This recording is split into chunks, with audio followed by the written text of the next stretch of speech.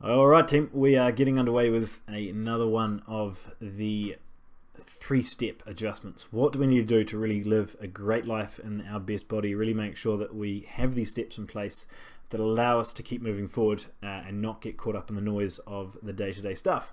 So we've been putting this in over the last couple of weeks. Obviously these, hopefully you have enjoyed them and that they have allowed you some actionable steps to really feel like you can move forward. Today we're going to focus on sleep and mental health. Really make sure that ultimately you can't move forward with your body if your mental state is shit.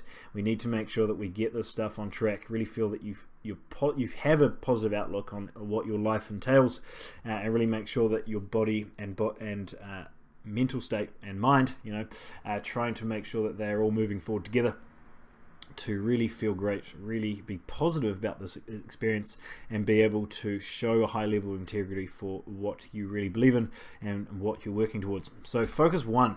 We're going to dive straight into our morning, our bed routine. You can't own our morning unless we own this night routine. We need to make sure that we can maximize what we do before bed to really allow us to have great quality sleep, to allow us to put ourselves in a great spot to own the next day. If we are dragging ourselves out of bed, we have lack of energy, we had a terrible night's sleep, we can never have a great day from there. If we're having less than 6 hours sleep, for example, our insulin sensitivity is going to drop by more than 60%, which is a pretty big number. So a little side note on this and slight tangent is that if you have a scheduled cheat day or load day on a day that you had 5 or less hours sleep, I would recommend you probably moving it to the next day, because your body will store that much easier, having a insulin sensitivity that is not in your favor, and you will store that food much easier. But coming back to this night routine, we want to make sure that our focus is around really maximizing how good our quality of sleep is by improving our environment. So we want to make sure we have a dark and cold room. Think about that cave. Think about trying to make sure that we're not having all these sparkly lights and all these heaters and big puffy duvets in our room that are getting in the way of us having a good night's sleep. So making sure that go for a thin sheet, go for as minimal clothes as possible. Guys, stop wearing tight nut hungers. There's a reason your balls are on the outside of your body. It's going to make a big difference if you can allow that area to breathe and keep that sacred area cool. Now, for trying to make sure that we have that room dark, I mean properly dark. You shouldn't be able to see your hand in front of your face. We're trying to make sure that if you don't have blackout curtains, you want to get some. We want that room to be so dark we can't see a hand in front of our face. So all the lights in our room, we're going to get into it, but no phones, no electronics in our room, and really make sure that there's nothing extra there as much as possible. So the big part here next is making sure that we have calming activities that we have before bed. So this is much a reminder for me as anyone else, making sure that we stop work 2 hours before bed at least. We're allowing our brain to stop running at 100 miles an hour. We're allowing ourselves to connect with our partner. Let's throw that one out. Maybe that might be a good idea, team.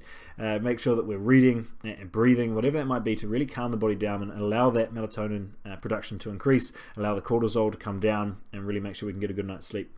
We want to make sure that last meal is 2 to 3 hours before bed at minimum.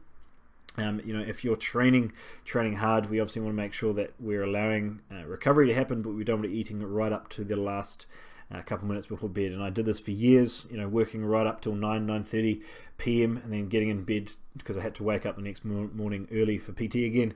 Was that I just cram in another meal because I was trying to grow, still trying to train at some decent level while working all the hours in the day, and I could see a significant increase in my lack of ability to burn fat, and obviously get away with those meals that were maybe a little bit higher carbs or out of the normal, because I wasn't allowing my body to digest well, and long term this had a really detrimental effect on my digestion, because I was always shoving in more food and really never taking the time to calm the body down, allow things to digest before I crammed in another meal, and really overall not so great. So big ones that I want you to remove, really focus on in this last 2 hours of the day, is making sure that you remove all blue light. So I've got my blue light glasses here, make a massive difference. I recommend you getting a pair. There's a company called Blue Block in Australia, which seem to be some of the best in the world. They have a lot of research into exactly what type of glasses to have in a certain time of the day. Really brilliant team behind them, researching at the highest level on what really is needed here. No, don't get your $5 glasses off Amazon. They are not going to do anything just because they have a blue tint. They're not getting rid of what we need. It's trying to get rid of the blue, it's trying to get rid of the green, and I believe it's above sort of 400 that we're trying to get rid of. So trying to make sure that getting rid of that, it doesn't just come with putting your phones on flight mode or putting your phones on the blue screen or blue blocking screen, or even whether that be flux or something on your computer. That does not do enough. It's great during the day. I certainly recommend you downloading those things on your phone and just having them on all the time, because the blue light that comes from a screen long term really starts to damage your eyes. And really starts to get into the way of your mental health as well. So try to make sure that throughout the day you are aware of that stuff. You are putting on those blue light glasses. You are putting on those blue light blockers on your phones and computers, but making sure that in that last 2 hours of the day, no exceptions, you're turning your phone off. You're getting rid of all your electronics in your room. Turn your Wi-Fi off. Turn all this electronics all around the place. Just turn it off, because our bodies are not designed to be bathed in electronics and EMF all day, and your brain especially being the most important thing in your whole body. You're literally putting your phone up by your face. There was a study that came out the other day that said that especially in US, there was over 90% of kids sleeping with their phone under their pillow. Like, that's insane. Trying to get used to there's cognitive decline and your depressive symptoms and all this other stuff comes from not just by it, but obviously is going to make a big impact on our ability to really feel positive, really feel like our brains and neurons are connecting the way they should, and ultimately live a long life with a brain that works. Girls, stop putting your phone in your bra. It significantly spikes your risk of breast cancer. Guys, stop putting your phone in your pocket or near your skin. As much as you can, get it away from your body. Obviously in the gym and everything, put it in your bag, put it somewhere other than in your hand, to make sure that we can really remove that exposure as much as possible. It really, really does make a big difference, team, and I don't want you to gloss over this one. Turn your Wi-Fi off every night, turn off your phones, get all of that stuff out of your room, and really make sure that there's very, very minimal light, and you're not looking at that stuff in the last couple hours of the day. So I know I'm dragging on this one, but I really, really want you to focus on this one, because all of these points on here are of really, really high importance if you want to live a high quality life and for a long time. Focus number 2. This is more the positive side of things, team. This is making sure that we get up early. We focus on getting ourselves into the sun in the first couple hours of the day. Make sure that you're waking up when the sun does, or around that sort of time, maybe before.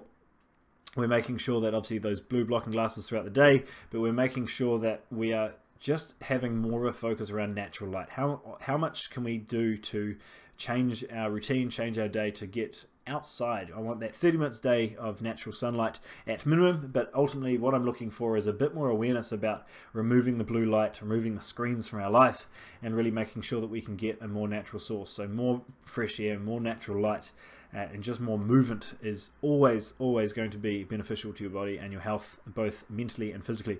And then the last one here, which is the biggest part here in probably this whole presentation, is I want you to breathe, meditate, or do a gratitude practice daily. So either one or all three of them I want you to be doing daily, because it's going to make such a difference to all of the aspects that we've talked about so far.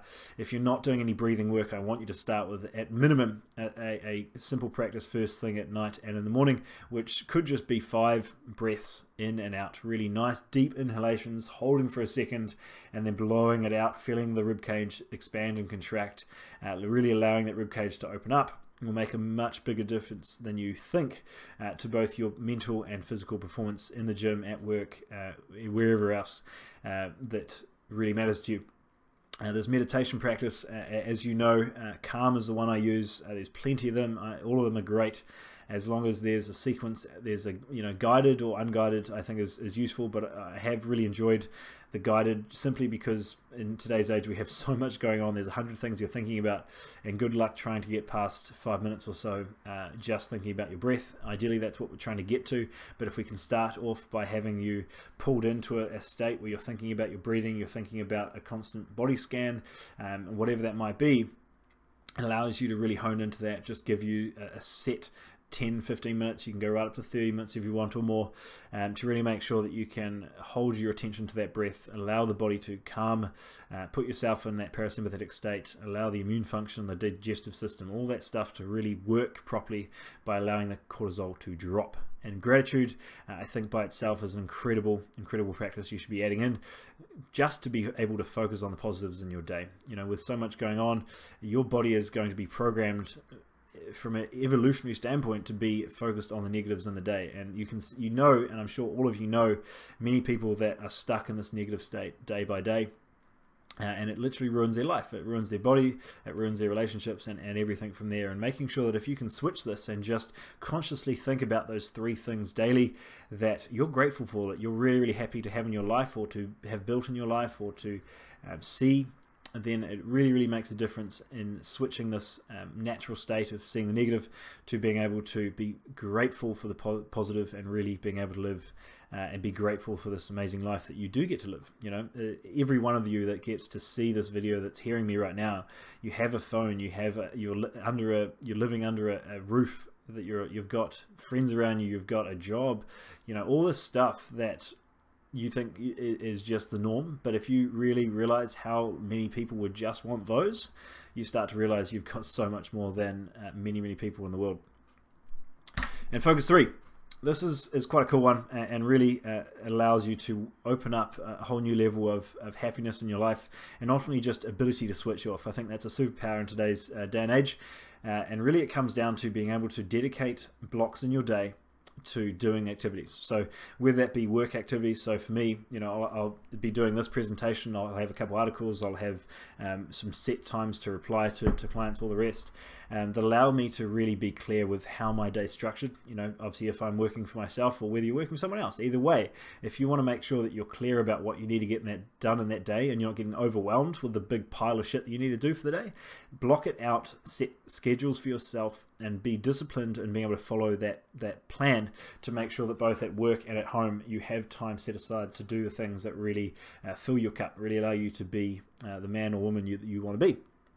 And now I've had this conversation with many clients around their training, and if you struggle with getting your training in, struggle to sticking to when you said you're going to train, this is going to be massive. Because if you can be able to put those blocks aside and keep an integrity to your word, to stick to it, this is going to change the game. Because the biggest problem is that you subside to the stories you tell yourself in the current, you know, in that time that you make the decision. So by setting this block a time ahead of time, when you logically know is going to be the right time for you to train, when you know that is going to be the only time of the day you can get it in, or your energy is going to be best, or you know, things are going to get hectic from there on, making sure that you can set that time ahead of time, block at that time, is going to make such a difference in you being able to just lock it in. And then when you get to that point, you're not giving yourself time to give yourself a reason not to do it. That's the time that's blocked out, and that's when you're going. If you can be 100% committed to that, then you move forward. If you're 99% committed, this shit gets really difficult. Okay, so block it out ahead of time,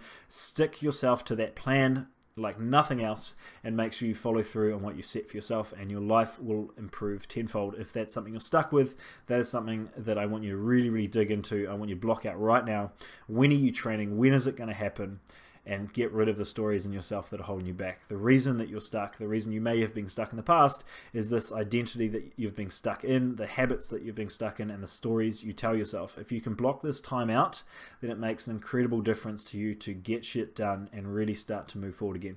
Now, last point I want to make on this, that is probably a bit more close to home for me, and is making sure that it also allows you to switch off. Now, being able to block out times in your day is great for productivity, it's great for getting things done, but one of the biggest things that I've seen improve my life is being able to block these times out, have set times to do things, so that when I can get to the end of the day, I can actually switch off. I'm like, look, this is what I said I was going to do for the day, this is what I've done, and now I need to stop, and I need to get back to either doing a bit of exercise for myself, doing something for myself, connecting with family, partner, friends, whatever that might be, and just block those out. Because when you have just 10,000 things you need to do for your day, and you just randomly start trying to hit all of them now, you'll never get to a point where you feel like you've done it all. You know, there might be one day out of 100 where you feel like, I just did so much work today, and you're just a complete power horse, but how are you going to feel on those other 99 days? And this is a bit that's really changed my life in being able to block out these times, improve my productivity and my overall fulfillment in what I've done.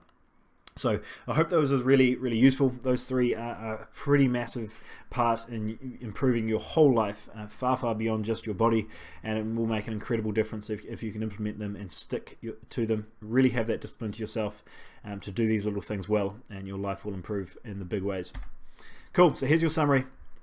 This is the thing I want you to focus on for the week.